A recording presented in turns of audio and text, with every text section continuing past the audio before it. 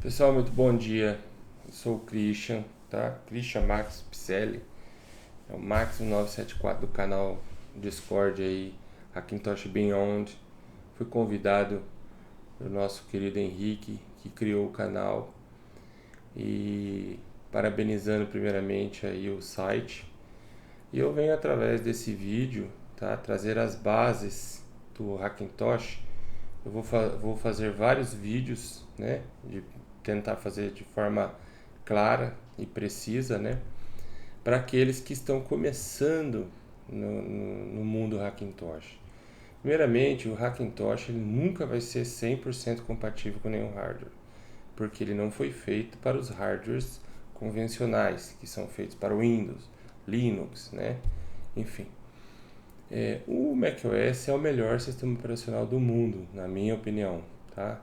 O Windows ele é muito bom para jogos, mas ele pega vírus, dá muito problema. Eu tenho 23 anos de experiência nessa área e eu sei que a evolução do Hackintosh foi difícil, demorada. E, infelizmente, nós não podemos dizer que é fácil lidar com o Hackintosh.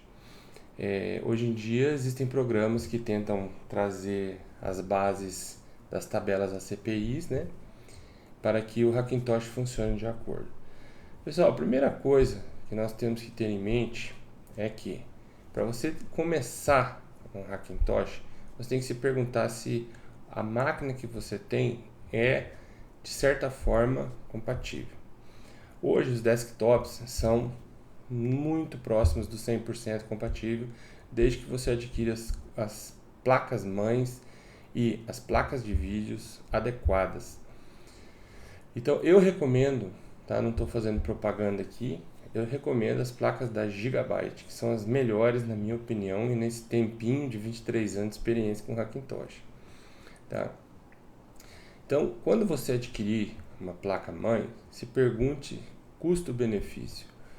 O que essa placa mãe vai trazer para você? Ela tem NVMe, tem SSD, cabe HD mecânico, tá? Qual é o chipset do processador? Eu vou utilizar uma placa de vídeo, vou usar Hackintosh, vou usar Windows. Então, se você tiver uma placa mãe Gigabyte, por exemplo, e for passar a adquirir uma placa de vídeo AMD da série 6600 para cima, a minha é uma 6900, você vai estar praticamente dando um passo importante para a sua configuração do Hackintosh dar certo. Mas vamos lá, quando você adquirir essa placa, o que você tem que fazer? Tá? Além dos vídeos do canal aí que nós temos do Henrique, existem outros vídeos na internet. O pessoal informa de forma brilhante e fácil como você montar a sua EFI. Existe o Olarila também, que é um canal muito importante no mundo hack, no mundo inteiro, que ele facilita você tentar dar um boot inicial na sua máquina com as EFIs básicas do Maldon, meu amigão de muitos anos aí, cara trabalhador, honesto, e quem fala mal do canal dele não conhece nem a pessoa e nem entende Hackintosh. Ele é consagrado aí em todos os canais internacionais, especialmente em Sunny Mac, onde eu conheci o Daniel Maldon e agora conheci o Henrique, que com muita alegria me convidou, né, para estar trabalhando e ajudando. Nossa intenção não é lucro, nossa intenção é ajudar as pessoas. E se vocês sentirem no coração de retribuir de alguma forma o nosso trabalho, não é para a gente ficar rico, é para manter o canal e poder agregar, somar mais informações e mais hardware se for o caso. Mas vamos lá, gente. Comprei a máquina, eu tenho a máquina ideal, tá? Uma Gigabyte com as memórias RAM pelo menos 32 GB seria o ideal. Os novos macOS estão exigindo muito. O que tem que fazer? Bom, primeira coisa, você vai lá na sua BIOS, tá? Antes de instalar o Windows, antes de instalar o Mac, antes de instalar qualquer coisa, você vai na sua BIOS, tá? E você vai tentar aqui colocar. Você atualizou a sua BIOS? Tá? Sua BIOS está atualizada? Confere no site do fabricante. Aí você vai gera um comando load optimal defaults, buscar as configurações otimizadas. Depois que você fizer isso, reinicia a sua máquina. Aí você vai lá, ativa o XPM se tiver, se não tiver, né, para melhorar a leitura das memórias RAMs. Tem memórias RAMs que são de fabricantes, ou mesmo que seja o mesmo fabricante, mas séries diferentes, que pode dar conflito. Então é melhor deixar desativado. Se você tem duas ou mais memórias RAMs de um mesmo lote, de uma mesma série, do mesmo fabricante, então eu aconselho você ativar o XPM aqui. XMP, XPM, desculpa se eu troquei aqui, deve ser XMP, eu acho que é isso. Mas vamos lá, o FI Mode, tá? Esse FI Mode você tem que procurar evitar usar o USB Legacy, tá? Esse aqui tá ligado com USB Legacy, tá? Que é diferente, tá? Esse aqui é muito diferente, esse aqui, tá? Você deve evitar o USB Legacy. Se não for possível, por causa da idade da sua placa, então você utiliza e testa o Hackintosh. O XHCI, pessoal, é condição sine qua non. Isso aqui tem que estar ativado na BIOS de qualquer forma. Esse XHCI aqui é o que vai mais poder utilizar o USB, você vai poder mapear as portas, enfim. O CSM você tem que deixar desabilitado. Isso aqui é coisa que só utiliza lá atrás, no Windows 7, no Windows 95, 98, talvez o Windows 8, mas do Windows 10 para frente, que já parte para o lado do GPT, que é o Grid Partition Table, então já esse aqui fica também eliminado, você tem que desativar esse aqui. E o Security Boot, tem máquinas que você ativa, tem máquinas que não ativa. O Hackintosh com Dual Boot com Windows tem uma questão. Você vai ter que deixar o Security Boot ativado, mas nem sempre você vai poder usar o Windows com aquele TPM 2.0 ativado. Então, eu recomendo que fique desativado. Mas se você quiser testar ativado, eu já tive máquinas que subiu ativado, beleza? Então agora nós vamos partir para a EFI, pessoal. A EFI, eu uso um programa que chama ESP Mount, esse aqui, ó, FI Mounter Pro, tá? ESP Mounter Pro. Ele é um programa maravilhoso, muito bom. Quando você instala ele, tem no Insanity Mac, foi um brasileiro que desenvolveu, o nome dele é Ramiro, o avatar dele é Mirone. Ele ajudou muito na construção de placas, dos drivers para placas de som, né? Na época do Toleda, que também saiu do cenário do Mac para trabalhar em outras empresas. Então, ele bolou isso aqui junto com outras ferramentas também. Então, quando você instala isso aqui, ele fica aqui nessa barrinha aqui, ó. Para mim é o melhor, porque ele é mais fácil, ele é prático e não precisa ficar instalando Python, por exemplo, né? Eu sempre vou ter instalado Python na minha máquina, mas não é necessário, tá? Então, por exemplo, eu sei que os discos aqui, tá, está na minha máquina. Então, o que acontece também? Tem outra situação. Quando você abre o terminal, tá? Quando você abre o terminal aqui e você digita disk util list, tá? Ele vai dar todos os seus discos aqui que você tem na sua máquina. Como você vai ver aqui, ó, EFI, entendeu? Então você vai ter que aprender a ler esses discos aqui, ó. Saber qual é o disco certo que está na sua máquina, o tamanho do disco, tá? Eu sei que o meu disco principal é de 1 TB, ele é daquela marca Western Digital, tá? E aparece aqui também, ó. Você vem aqui visualizar, mostrar todos os dispositivos. Eu sei que esse aqui é o principal meu, é de 1 TB, tá? Ele está em mapa de partição Git ou GPT, que significa a mesma coisa. Então aqui, ó, nesses 200 e pouquinho mega aqui, nesse disco 0 S1, tá? É onde vai estar a minha EFI, tá? Disk 01 do macOS, tá? Então aqui, ó, é uma EFI apenas, que pode reger todos os outros Macs instalados se você não tiver o Windows, né? Então aqui é a EFI. Vamos estudar um pouco a EFI. O que essa EFI faz? Ela é o coração do Hackintosh, tá? Então você coloca numa partição EFI e tem a pasta EFI. A pasta EFI é composta do boot, pelo menos do OpenCore, né, e do Clover, todos têm boot. Até o Windows tem essa pasta boot, tá? E o OpenCore, daqui ó, OC, OpenCore, ele é composto, tá, pelas tabelas ACPI, pela config.plist, pelos drivers, que você precisa ter necessariamente, tirando esses dois aqui de cima, esses quatro aqui são praticamente obrigatórios: OpenCanopy, OpenRuntime e Reset NVRAM. Se você não tiver OpenCanopy, você não vai ter aquele tema bonitinho, e o OpenRuntime não vai rodar, e o Reset NVRAM é necessário para você quando troca EFI, troca cache, você precisa dar um Reset NVRAM. Eu vou chegar lá nesse ponto. Tem as caches aqui que são muito importantes, tá? Todas as caches que estão nessa máquina são feitas para essa máquina. Uma coisa muito importante que os usuários do Mac esquecem é que eles têm que saber as funções de cada USB, de cada cache. Por exemplo, a USB Ports aqui está sozinha, né? Vocês não estão vendo aqui USB Inject All, nem XHC Unsupported, que são caches voltadas para o USB. Só que se você coloca USB Ports, USB Map ou qualquer outra referente ao USB, USB-T, BP Map, lá, tudo que tiver envolvido USB, junto com outras caches ou em duplicidade, vai dar conflito.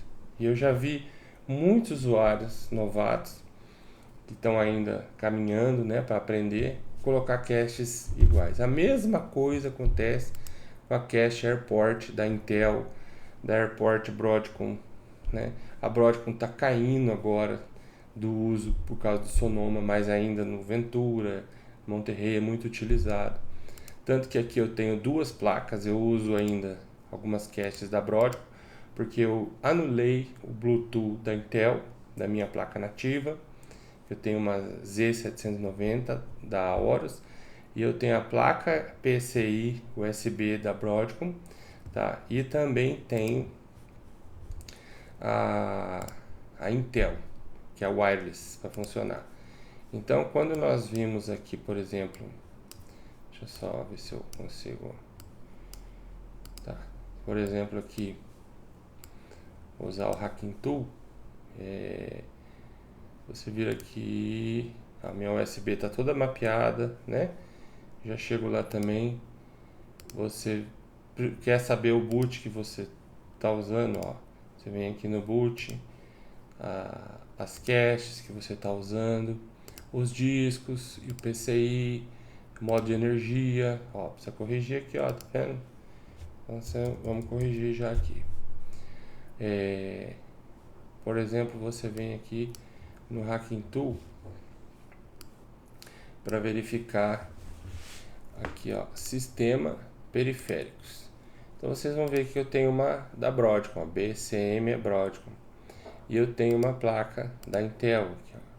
Por que isso acontece? Porque eu mapeei as portas aqui e deixei uma delas, essa aqui, por exemplo, ó, é da wireless, mas eu tenho aqui bloqueado a Bluetooth da Intel e deixei outras para o Bluetooth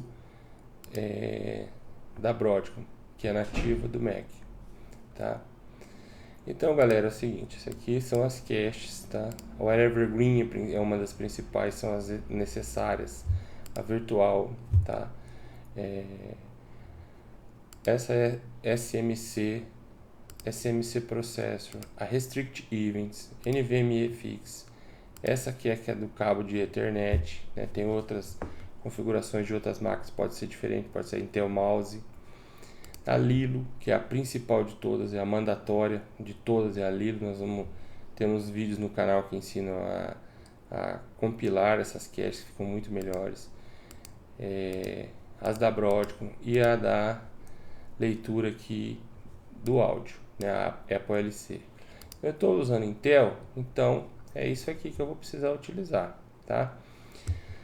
E aí assim, galera, a EFI, se você não tiver o config.plist devidamente configurado, a NVRAM, seu modelo, né, seu modelo da SM BIOS aqui, ó, devidamente configurado de acordo com as configurações da sua máquina, tá?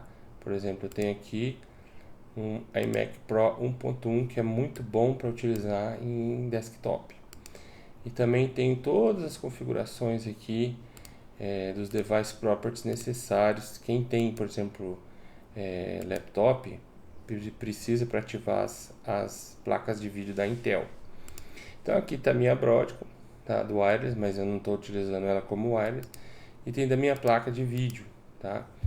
Depois nós vemos aqui também na NVRAM, temos alguns detalhes importantes, tá? Como bootargs. Como eu tenho essa placa da AMD, esse aqui é mandatório para as placas AMD, tá? Isso aqui é para evitar conflito com a placa Intel. Isso aqui é para utilizar, ó, essa configuração aqui de Bluetooth é para utilizar a wireless Bluetooth, tá? Da Intel. Eu nem preciso dessa configuração porque eu estou usando da Broadcom, mas quem for utilizar, aí aqui também tem o Heavy Patch e precisa do CPU Name, SBVMM, que isso aqui tem ligação com a Restrict Events. Aí que eu coloco o meu CPU. E aí, como vocês podem ver, aí ele sai assim, ó, Intel Raptor Lake, tal. Tá exatamente o que eu escrevi aqui, tá? Quando você coloca aqui. Então, pessoal, é o seguinte, basicamente o Hackintosh necessita de uma configuração de EFI perfeita. A configuração da EFI tem que ser perfeita. Então, você tem que salvar essa EFI toda vez que você for fazer um teste, uma tentativa de mudanças, né, que nós vamos falar nos próximos vídeos. Você tem que salvar ela pelo menos em uns 2 ou 3 lugares. E eu recomendo que está aqui no HD, se você tiver que testar uma nova EFI, que você retire ela daqui, coloque em um lugar seguro. Por exemplo, eu tenho no iCloud, né, as minhas EFI todas guardadas aqui no iCloud, tá? Essa aqui é a mesma cópia que eu já deixo aqui na minha partição EFI, ó, é a mesma, tá? E aí eu também deixo em outro HD, tá? Um HD externo, HD interno, mas que não vou apagar, né? E nos pendrive da vida. Então, toda vez, galera, que vocês forem fazer um teste com uma nova EFI, procura fazer num pendrive separado, particionado, de acordo com o macOS, tá? E você tirar daqui, porque duas EFIs dando boot dá conflito. Sempre vai dar conflito. Então, se você deixar a EFI no HD, se você tem total segurança que aquilo vai dar certo, tá? Que eu acho pouco provável que 100% das vezes dê certo, você vai conseguir dar boot. Só que se você não conseguir dar boot, você vai ter que espetar um pendrive, vai ter que dar boot com o pendrive, vai tentar consertar. Só que muitas vezes vai dar conflito de EFI e não vai subir. Você vai ter que pegar um novo inicializador, um novo disco de instalação e vai ter que formatar. Então, toda vez que vocês forem fazer isso, tá? Vocês retiram a EFI do HD, salva no pendrive, tá? Deixa salvo lá já pronto para dar boot e pega outro pendrive, tá? E coloca a EFI que você está mexendo nela para tentar funcionar. Então, esses são os conselhos básicos do básicos, tá? Que é uma série de vídeos aí que eu vou estar preparando para vocês terem essa noção. E uma das principais coisas que você pode fazer no seu Mac como eu disse para vocês, a configuração, tá, do seu equipamento. Ó, por exemplo, aqui eu tenho 32 GB de RAM, estou com Sonoma, mostra meu display, a minha placa de vídeo é uma AMD RX 6900 XT, da Aorus também GB. Eu estou com o OpenCore 097, tenho um Raptor Lake 13ª geração e estou com uma Gigabyte, a Aorus Z790, tá? Nos próximos vídeos, pessoal, vou ensinar vocês também a saber do que significa, por exemplo, você utilizar as outras necessárias e super importantes configurações da tabela ACPI. Essa tabela ACPI, resumidamente, eu posso dizer para vocês, é o coração do Hackintosh junto com as caches, tá? Por quê? Todas essas tabelas, tá? Elas vêm de um programa chamado IAS. Deixa eu ver aqui, já falo o nome correto, senão eu vou ver se eu coloquei aqui. Eu não instalei ainda. Mas tem o Massa ASL, tá? É um programa que eu vou colocar para vocês verem aqui.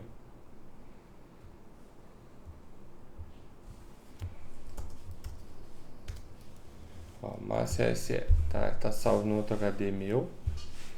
Esse programa aqui, tá? Ele é o responsável para fazer o que o Windows já faz nativamente. Ler as tabelas ACPI, UEFI, tá? Então, esse programa, galera, ele é um programa que você pode colocar nele uma confiança extrema sobre as tabelas ACPI, mas ele não extrai com perfeição, como outros programas, todas as tabelas, tá? Então, por exemplo, deixa eu ver aqui, Massa SL. Ó, vamos colocar aqui, vamos pôr aqui no aplicativos. Ele já tá, pessoal? Se você entrar aqui no mostrar conteúdo do pacote, contents, ó, resource, tá? Vamos voltar aqui, macOS, aqui ó, IASL. Ele tá com esses programas, são executáveis do Windows, tá? Então, quando você utiliza esse programa, você na verdade você está utilizando como se fosse um programa executável que está extraindo as tabelas. Então, quando você vai utilizar esse programa, você vai vir aqui no menu desse programa aqui, ó, ele vai estar assim, New ACPI, tá? Então, você vai extrair todas as tabelas que você precisar, tá? Como ele não extrai tudo de uma vez, tá? O importante é que você saiba por que ele pode generate SSDT, pad, compile. O mais importante que você pode saber é que essas tabelas ACPI aqui são todas as tabelas que vão fazer o seu hack funcionar corretamente, tá? O principal delas é o DSDT, que é esse aqui, ó.